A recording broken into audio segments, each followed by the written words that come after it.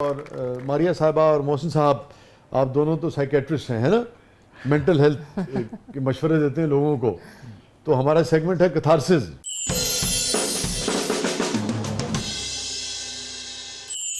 तो रेडी जी। तो मोहसिन साहब आपसे शुरू करेंगे। बेगम साहब, कौन पहले कैथारसिस करेगा? हाय, मुझे तो बहुत ज़्यादा कैथारसिस करना है। हाँ तो ठीक है, चलिए मैं अब बजाय इसकी कि मैं कैथारसिस में आपसे सवाल शुरू करूं, जी मैं आपसे कहता हूं कि आपने कहा मुझे बहुत ज़्यादा कैथारसिस करना है, जी।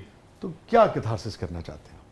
क्या कहना चाहते हैं? मैं कहना चाहता हूँ कि मोहब्बत में जो भी दुनिया का कोई फ़र्द मुब्तला हुआ, उसे ये नहीं भूलना कि मोहब्बत का इजहार कर चुकने के बाद ये कोई एक गिरफ्त है जिसमें उसने दूसरे को ले लिया। वाह। मोहब्बत ताजगी और प्रैक्टिसेस मांगती है। वाह वाह। मोहब्बत आपके आपके रूबअमल रहने का, वाह वाह। अमली तौर पे हिस्सा लेने का नाम है। वाह वाह। ये फ़िलासफ़ी सिर्फ नहीं है। वाह वाह।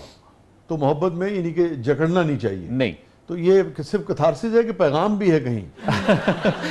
मैं मारिया से अपनी मोहब्बत का इजहार हर रोज़ करता हूँ। ठीक है। और ये मुझे अल्हम्दुलिल्लाह ये एक बड़ी खुशी के साथ मैं एतराफ़ करूँगा या बताऊँगा कि कोई दिन ऐसा नहीं है कि जब मैं कहीं ना कहीं किसी न किसी शक्ल में मोहब्बत के किसी जाविये को इनसे शेयर ना करूँ। वाह।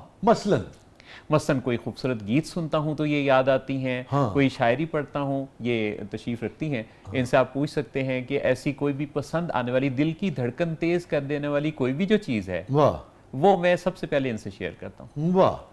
मोहन साहब, ये फरमाइए, अभी आपने जिक्र किया कि आप बिनाई का आपने अपने हवाले से जिक्र किया, और अभी जिक्र हुआ, आपने दुआ भी की कि अल्लाह करे कि इंशाअल्लाह ताला फ्यूचर में ऐसा हो, और बहुत ही नियर फ्यूचर में ऐसा हो कि आप देख पाएँ। सबसे पहले किसे और क्या देखना चाहेंगे? मैं सबसे पहले इसमें कोई दो राय नहीं है कि वैसे तो बातनी तौर पे तो मैंने मारिया को देखा ही है, इन्हें महसूस भी किया है छूने की हिस्स से, लेकिन मैं यकीनन इन्हीं को देखना चाहूँगा, क्योंकि अल्लाह ताला ने इंसान की ज़िंदगी के अंदर जो सबसे बड़ी नेमतों से नवाज रखा होता है वो उनकी एक खूबसूरत कंपेनियनशिप। जैसे मियाँ और बीवी का रिश्ता ब्लड रिलेशन का नहीं है, पर ये कितना खूबसूरत रूहानी रिश्ता है, खुद से सिलेक्ट किया जाता है। ये तो यानी ये दो रूहों का मिलाप है।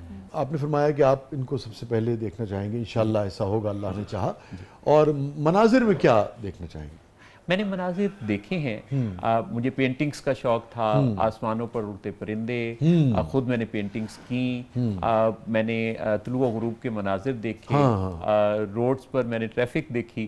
तो वो सारे के सारे मनाजिर 13 साल की एज में मैंने इतने देखे कि उसमें जो जिद्दतें हैं वो ज़रूर मैं देखना चाहूँगा। जैसे पेरिस का एफिल टावर जो है, या फिर लंदन या न्यूयॉर्क, या फिर दिल्ली या लाहौर या कराची, ये जो खूबसूरत सिटीज़ हैं जहाँ बहुत प्यारे इंसान बसते हैं।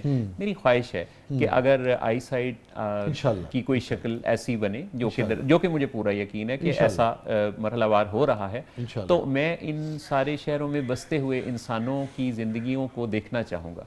वाह, इंशाल्लाह इंशाल्लाह। मोहसिन भाई, सो कैथारसिस शुरू करते हैं बाकायदा।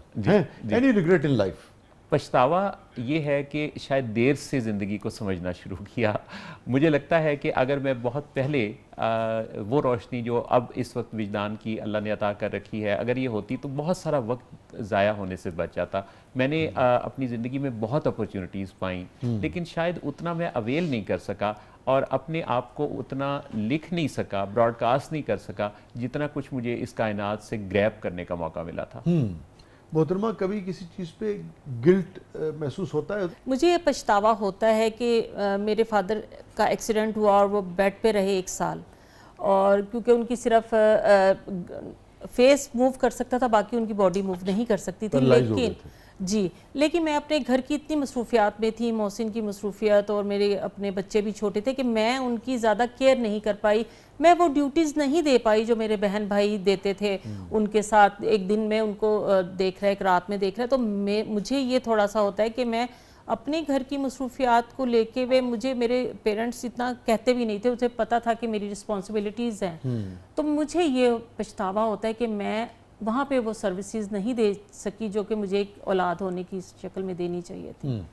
मोहसिन साहब, हैप्पीएस्ट मोमेंट?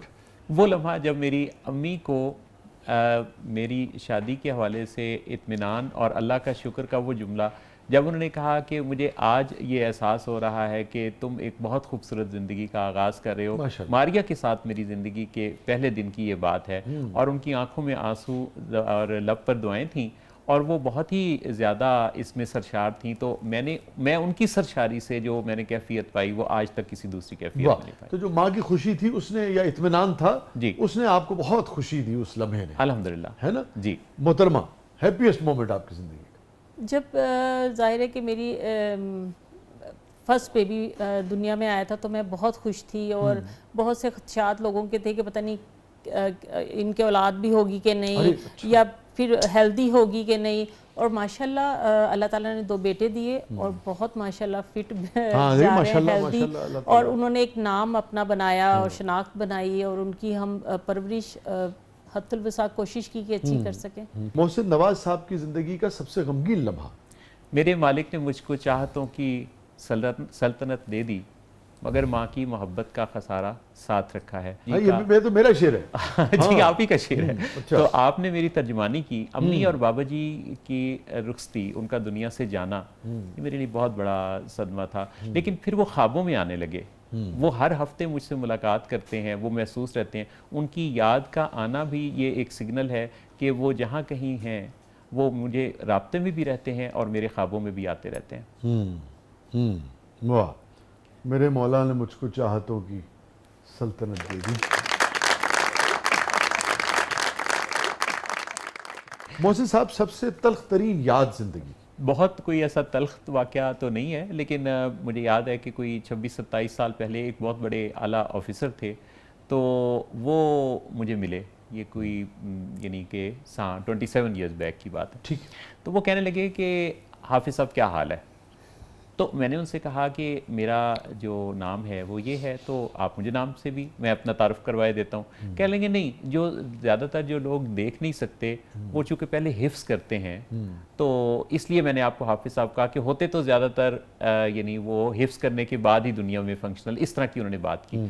मैंने फिर उनको थोड़ा टाइम लिया और उनको मैंने बताया कि हिफ्स करना कुरान शरीफ का एक बड़ा ही आला ज़बरदस्त एजाज़ है, लेकिन आप यानी ये जो इस गुमान से कि किसी को जैसे पुराने एक पैराडाइम के तहत, पुराने नज़रियात के तहत कि वो फ़लाँ एरिया के अंदर ही ग्रो करेगा, तो ऐसा नहीं है। उसके बाद से मुझे बड़ा अच्छा ये महसूस हुआ कि उन्होंने इससे ना सिर्फ बहुत सीखा, बल्कि जितना अरसा भी मिलते रहे तो हर दफ़ा वो इस बात का हवाला भी देते थे कि आपने मेरा ये नज़रिया बदल दिया ऐसे अफराद के बारे में। तो बाज़-औक़ात किसी की कही हुई कोई बात सिर्फ हम उसको ना बाज़-औक़ात खामोशी से सुन लेते हैं।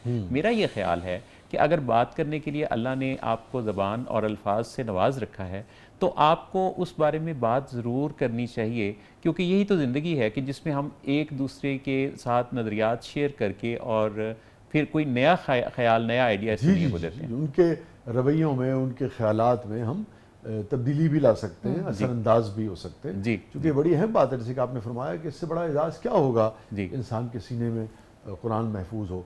मगर ये है कि खुद बारी ताला ये कहता है कि हर आदमी की एक शख्सियत भी है ना, उसका एक नाम है, उसकी एक शख्सियत है, वो भी उसकी पहचान है, तो उससे भी उसको